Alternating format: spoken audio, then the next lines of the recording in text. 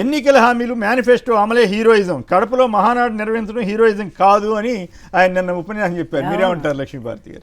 అంతే కదండి. నిజమైన హీరోయిజం ఏంటంటే ప్రజలకి ఏవైతే హామీ ఇచ్చారో దాన్ని అమలుపరచడం అనేది నిజమైనటువంటి నాయకుల లక్షణం. అది కేవలం అబద్ధాలతో ముందు ప్రామిస్ చేసి వాళ్ళు ఇంప్లిమెంట్ చేస్తామని చెప్పి అధికారానికి వచ్చాక ప్రతిదీ ఎగ్గొట్టిన తర్వాత వీళ్ళు ఎలా అవుతారండి? మంచి నేతలు ఎలా అవుతారు? మోసగాళ్ళే క్రింద. ఇప్పుడే కాదండి, చంద్రబాబు నాయుడు గారి పరిపాలనా కాలం అంతా చూడండి, మొదటి నుంచి కూడా ఎన్టీఆర్ గారిని దింపిన తర్వాత ఆయన దాదాపు 650 హామీలు ఇచ్చారండి. ప్రజలకు దగ్గరకు కూడా వెళ్ళిపోయి అందరికి కూడా నేను అది చేస్తాను, ఎందుకు ఎన్టీఆర్ మరిపించడం కోసం. కానీ తీరా చూస్తే ఈ నెల అయిపోయింది, 6 నెలలు అయిపోయింది, అప్పుడు ఎన్టీఆర్ గారే విమర్శించారు, నువ్వు ఇచ్చిన హామీలన్నీ ఏమైపోయినాయి అని. 6 నెలల తర్వాత కూడా ఈయన రైతుల దగ్గరికి పోతే ఎవరు నువ్వు అని అడిగారు ఆయన పట్టుకొని. నువ్వెవరంటే ఎన్టీఆర్ అల్లుడు అని చెప్పుకోవాల్సి వచ్చింది. అట్లాగా అట్లా వాళ్ళే అడిగారు, ఎన్టీఆర్ అల్లుడు అని అడిగారు. లేదండి, పొలంలో ఈయనేదో పెద్ద గొప్పగా వెళ్ళి మహిళ దగ్గరికి వెళ్ళి అడిగితే ఎవరు నువ్వు అని అందామె. అంటే నేను ముఖ్యమంత్రి అంటే ఎన్టీఆర్ గారు కదా. ఎన్టీ రామారావు గారికి ఉన్న ఇది మనం అటువంటి అట్లా తప్పట్టక్కర్లేదు.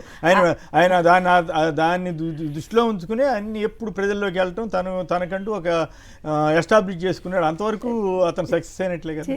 అంటే ఏమయ్యా ఇప్పటికి కూడా ప్రజామోదం లేని నాయకుడు ఎవరైనా రాజకీయ చరిత్రలో ఉన్నారంటే చంద్రబాబు. ప్రజామోదం ఉండటం వేరు, ప్రజలు గుర్తించడం వేరు. ఇప్పుడు నేను రోజు టీవీలో కనపడతాను, అక్కడక్కడ గుర్తుపడతారు, అంతమంది చేత గుర్తింపు వేరు. కానీ ప్రజామోదం లేకుండా ఎలక్షన్లో గెలిచి ఏకైక నాయకుడు చంద్రబాబు గారండి. అంత అవకాశవాద రాజకీయాలతో రావటం తప్ప అతను నిజంగా కూడా పొలిటీషియన్ కాదండి. అతను ఒక వ్యాపారవేత్త, ఒక అవినీతి పరుడు. అధికారం ఎందుకంటే అవినీతి ద్వారా సంపాదించిన డబ్బు వ్యవస్థలను మేనేజ్ చేసుకోవాలా, మళ్ళీ అధికారానికి ఏదో విధంగా అడ్డదారిలో రావటం కోసం పై వాళ్ళందరికీ ఏ విధంగా ముడుపులు చెల్లించాలో అంత విద్య తెలిసిన వాళ్ళు ఈ ప్రపంచంలో ఎవరు లేరండి. అంతే తప్ప ప్రజాస్వామ్యబద్ధంగా ఏనాడు కూడా చంద్రబాబు నాయుడు ఎన్ని కాలేదండి. ఇది వాస్తవమైన మాట. పరిపాలన అంటే అతనికి మళ్ళీ వెళ్దాం, మహానాడు దానికి వెళ్దాము. పరిపాలన కూడా ప్రత్యేకించి ఆత్మ గురించి మీతో మాట్లాడించాలి, అది కదా నా ప్రధానమైన అంశం. వచ్చే ఎన్నికల్లో గెలవడం కష్టమే, పథకాలు రాలేదని ప్రజలు తిడుతున్నారు. టీడీపీ నేత Tadipatri municipal chairman JCB Prabhakar Reddy వ్యాఖ్య. అంతేగా ఇంకేదో అన్నట్టున్నాడు ఆయన. జనాలకు బుద్ధి లేదని కూడా అన్నారు. నిజంగానే బుద్ధి లేదని అనుకోవాల్సింది నేను. ఇక బిల్డప్ బాబాయ్, నా బలగం మీరే అంటూ ఆయన అన్నాడు. అలాగే కోవట్లు కబర్దారని కూడా వైసీపీ నుంచి వెళ్ళిన వాళ్ళు కోవట్లు అంట. మరి కోవట్లు అన్నప్పుడు మరి వైసీపీ నుంచి 3 మంది వేమిరెడ్డి, శ్రీధర్ రెడ్డి, ఇంకెవరెవరో చాలామందిని తీసుకున్నారు కదా, మరి వాళ్ళందరినీ ఏంటో. ఎన్టీఆర్ వారసత్వాన్ని కాపాడుకుంటున్నామని కూడా ఆయన చెప్పారని బిల్డప్ బాబాయ్ రాశారు. ఇక మద్యం ముడుపులు ఏదో గుట్టు రెట్టయిందంటూ మళ్ళీ అబద్ధాలు రాసే కార్యక్రమంలో ఉన్నారు. బొంకుల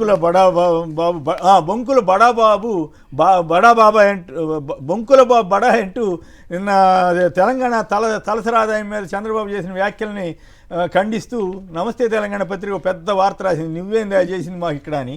సో అవన్నీ వార్తలు కదా. ఒక్క జగన్ గారు చేసిన వ్యాఖ్యల మీద సంక్షిప్తంగా మీరు మాట్లాడితే ఈ ఆత్మల వ్యవహారం మీద మాట్లాడదాం. రామ్నాథ్ గారు నిన్న కరెక్ట్ గా ఒక లైన్ మాట్లాడారు. జగన్మోహన్ రెడ్డి గారు చాలా సూటిగా ప్రశ్నించారు. మహానాడు పెట్టుకున్నారు, ఇంకా లేదంటే మేము కడపలో మహానాడు పెట్టాము. కడపలో అంటే కడప ఏమైనా పాకిస్తాన్ లో ఉందా? ఇంత రోజులు ఎందుకు పెట్టుకోవచ్చు? ప్రతిపక్షంలో ఉన్నప్పుడు కూడా పెట్టుకోవచ్చు, కావాలంటే పులివెందల్లో కూడా పెట్టుకోండి. ఎవరు వద్దన్నారు? అంటే మేము అధికారంలో ఉంటే మాత్రమే కడపలో మహానాడు నిర్వహించుకోగలం అన్న ఒక సిగ్నల్స్ వాళ్ళు ఇస్తూ ఉన్నారు. జగన్మోహన్ రెడ్డి గారు సూటిగా అన్నారు, మీరు కడపలో మహానాడు పెట్టినా ఇంకెక్కడ పెట్టినా కూడా ఆ వేదిక మించి నుంచి ఈ సంక్షేమ పథకాలకు సంబంధించి ఇచ్చిన హామీల గురించి మాట్లాడండి అన్నారు. ఎక్కడే కానీ డిబేట్ లేదు. కొమ్మినేని గారు మీరు బాగా అబ్జర్వ్ చేయండి, ఎక్కడే కానీ సూపర్ 6 కానీ ఈ హామీలు కానీ ఎక్కడా లేదు. అంటే వీళ్ళంతా వాళ్ళు ఒక భ్రమంలోనికి వెళ్తూ ప్రజల్ని కూడా తమతో పాటు ఒక భ్రమంలోనికి తీసుకెళ్లడానికి ఒక ప్లాన్ గా పనిచేస్తున్నారు. కానీ జేసీ ప్రభాకర్ రెడ్డి గారు చెప్పినట్లు గ్రౌండ్ లో అందరికీ అర్థమైపోయింది. ఆయన రెగ్యులర్ గా ప్రజల్లో తిరుగుతూ ఉంటారు, వీధుల్లో అలా నడుచుకుంటూ వెళ్తుంటారు. కాబట్టి మమ్మల్ని తిడుతున్నారు, ఏ పథకాలు ఇవ్వడం లేదు, జగన్మోహన్ రెడ్డి ఉన్నప్పుడే బాగుండేదని తిడుతున్నారని చెప్పారు. దాంతో పాటు ప్రజలకు బుద్ధి లేదు అంటున్నారు. మరి నిజమే కదా, ప్రజలకు బుద్ధి లేదని ఆయన ధృవీకరిస్తున్నారు.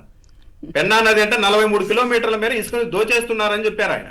అంటే జేసీ ప్రభాకర్ రెడ్డి లాంటి వాళ్ళు, అంటే ఏదైనా అడ్డుకునే వాళ్ళు, లిక్కర్ షాపుల్లో మాకు 30% వాటా ఇవ్వాల్సిందే అని ప్రెస్ మీట్ పెట్టి దబాయించే స్థాయి ఉన్న జేసీ ప్రభాకర్ రెడ్డి ఇలాకాలోనే 43 కిలోమీటర్ల మేర ఒక నదిలో ఇసుకని ఎత్తుకెళ్తున్నారంటే దాని ఎనక ఎంత పెద్దవాళ్ళు ఉండాలి కొమ్మినేని గారు? ఎంత పెద్దవాళ్ళు ఉంటే అది చేయగలుగుతారు. చిన్న బండోళ్ళు అయితే జేసీ ప్రభాకర్ రెడ్డి ఇలాకాలోకి వెళ్ళి ఇసుక దోపిడీ చేయలేరు కదా. అంటే మొత్తం వదిలేశారు వీళ్ళు. చాలా క్లారిటీగా ఉన్నారు. ఇది 5 ఏళ్ల పండుగ, వన్ టైం వండర్ లాగా ఈ 5 ఏళ్లలో మన ఇల్లు చక్క పెట్టుకుందాం అనే పని మీదే అందరూ ఉన్నారు.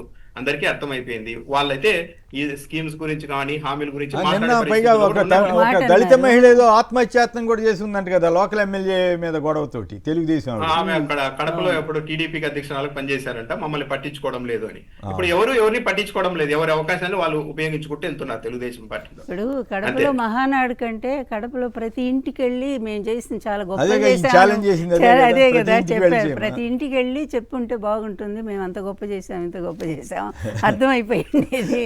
అక్కడేదో ఒక 20,000 మంది పోలీసులు తీసుకెళ్ళి మహానాడు పెట్టినంత మాత్రాన కడపలో అదేదో కడప రాజ్యాన్ని జయించామన్నట్టుగా మాట్లాడితే వాళ్ళు ఎంత హాస్యాస్పదంగా ఉన్నాయంటే వీళ్ళు. ఒక్కటే కొమ్మినేని గారు మూర్ఖుల రాజ్యం అండి ఇది.